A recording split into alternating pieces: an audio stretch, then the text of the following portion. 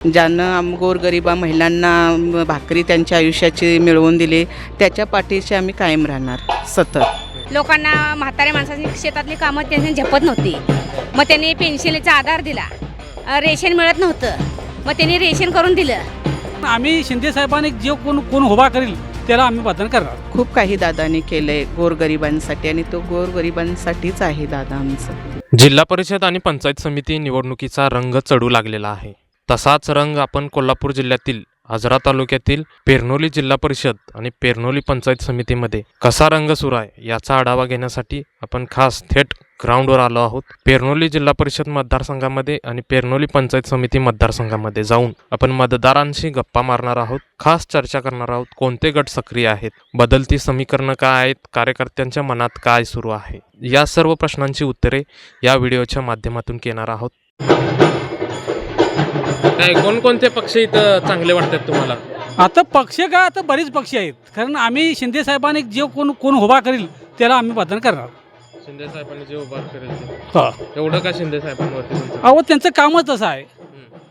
शिंदे साहेबांचं काम म्हणजे काय काय काय वाटतंय तुम्हाला? काय आम्हाला आता आणि काय द्या पाहिजेत, आणि काय सगळं घरदार जरी बांधून दिलं तरी काय आम्हाला नको आहे.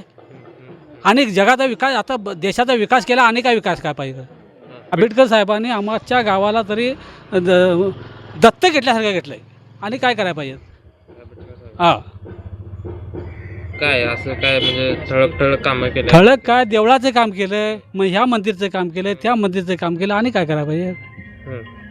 तरी पण लोक काय इकडे तिकडे होत्यातच की कसं होणार की, होणार ते होणार, त्याच्यात काय प्रश्नच नाही. हां, तुमच्या लोकांमध्ये कशी काय चर्चा असते कोणाबद्दल? काय जास्त म्हटलं तर आंबेडकर साहेबांचंच हे आहे. पेन्शिलसाठी मी गेलो, पण मला म्हणाल्यानी काय तुझी पेन्शिल होणार नाही, तू वहीत बसत नाही असं बोलल्याने. मग आता काय करायचं म्हटलं. वा मॅडम म्हणा लागल्याने की दादाजवळनी जावं. मग त्यांनी दादानी काय केलं, मला ती मिळत नाही म्हणून मला लाडक्या बहिणीचे पैसे त्यांनी मंजूर केलं.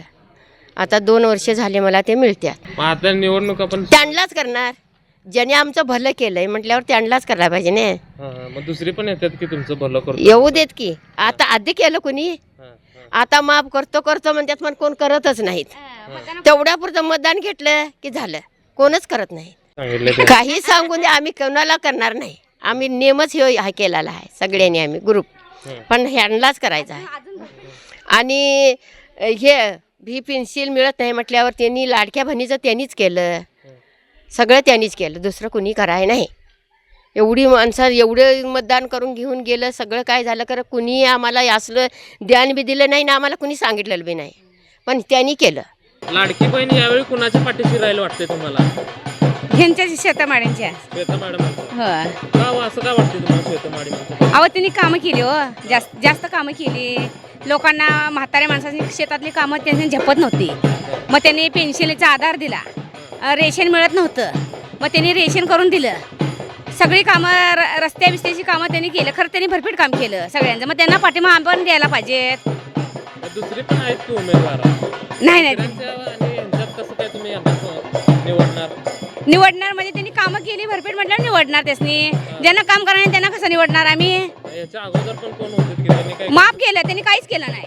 मी हे माईक घ्यायच्या आधी मी सांगतो, आणि न घ्यायच्या आधी मी सांगतो की त्यांनी कामच करा. ह्यांनी कामं केली.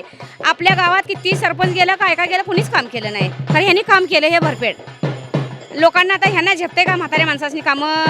आता आमची पोरं एवढी लहान होती, इदवाबाई मी किती तरुण असून तर आमचं कधीच त्यांनी काम केलं नाही. खरं ह्याने आमचं काम केलं, आमचं दाखलं नसून सुद्धा त्यांनी काम केलं, म्हणून आम्हाला इतकं यायची पाळी आली त्यांच्यावर. पैसे दिले म्हणजे काय महत्त्व नाही, कारण त्यांनी काम करून दिले हे महत्त्वाचं. आज आधार मिळाला का नाही, कुणाला पैसे येतं 5-5 हजाराचं काय बी असलं तर त्यांनी मदत करतात. हो, आजची काय पेन्शन वगैरे आहे का नाही तुम्हाला? हाय की.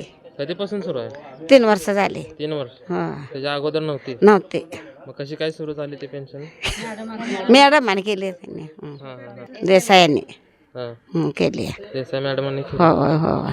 मग यंदा तुम्ही त्यांच्या त्या निवडणुकीला उभं राहिलात काय? हो, मग त्यांच्या पाठीशी राहणार काय? राहणार की, राहणार की. काय आता जिल्हा परिषद पंचायत समिती निवडणुकीचे सुरू झाले वारं, वेगवेगळे उमेदवार पण यायला लागले. आपल्याला तर कोणाला तर निवडून द्यायचं आहे. होय, असं काय तुम्ही विचार केलाय काय? हो, आम्ही विचार करूनच आम्ही 7 पाठिंबा दिला आहे मॅडमना. अच्छा अच्छा अच्छा. ज्यातनं आमचं चांगलं केलेलं आहे, ज्यानं गोरगरिबा महिलांना भाकरी त्यांच्या आयुष्याची मिळवून दिली, त्याच्या पाठीशी आम्ही कायम राहणार सतत. कोण कुणाबद्दल म्हणता? श्वेता रणजित देसाई यांच्याबद्दल मी बोलते. अच्छा अच्छा. काय म्हणजे काय काम केलं? त्यांनी पेन्शनची कामं केलीत, रेशनिंगची कामं केलीत आणि काही PM किसानची वगैरे कामं केली. खूप म्हणजे आजरा तालुक्यातली मला वाटतं जवळ खेडी आहेत, त्याच खेड्यांच्या सगळ्या लोकांची कामं गोरगरिबांची केली. जिथे ज्याला न्याय नाही त्याला न्याय मिळवून दिला दादांनी, ज्याला राहायला हे नाही आहे त्यांना कुटी करून दिली. असं खूप काही दादांनी केलं आहे गोरगरिबांसाठी आणि तो गोरगरिबांसाठीच आहे दादा आमचं. काय मग कसं काय ठरवलंय पुढचं? कुणासाठी काय करायचं, कुणाच्या मागे? आम्ही धनुष्य वातावरच मारायचं. आम्ही ठरवलं तुम्ही नाही दिलं तर आम्ही धनुष्य वातावर मत आम्ही देणार. तुमच्यासाठी काम करणारा उमेदवार कोण आहे का नाही यावेळी? आमच्यासाठी काम करणारं नेतृत्व, उमेदवार म्हणण्यापेक्षा नेतृत्वच म्हणावं लागेल. माननीय केसरकर साहेब यांनी गेली 35 वर्ष या राजकारणात, या तालुक्याच्या घडामोडीत आणि या तालुक्याची शिखर संस्था असलेल्या आजरा साखर कारखान्यामध्ये जवळजवळ 500 लोकांच्या चुली ज्यांनी पेटवायचं काम केलं, ज्यांना जीवन द्यायचं काम केलं, ते नेतृत्व म्हणजे आमचं नेतृत्व. त्यांनी अगदी कोणत्याही क्षणी त्यांना फोन करावा किंवा त्यांना हाक मारावी आणि त्यांनी कार्यकर्त्यांच्यासाठी धावून यावं, असं हे एकमेव व्यक्तिमत्व. गेली 35 वर्ष त्यांनी आवारात फक्त कार्यकर्ता आणि कार्यकर्त्यासाठीच वेळ दिला, असं हे व्यक्तिमत्व. ह्या व्यक्तिमत्वाच्या विजयासाठी आम्ही समस्त त्यांचे कार्यकर्ते त्यांच्यासाठी प्रयत्नपूर्वक लढू.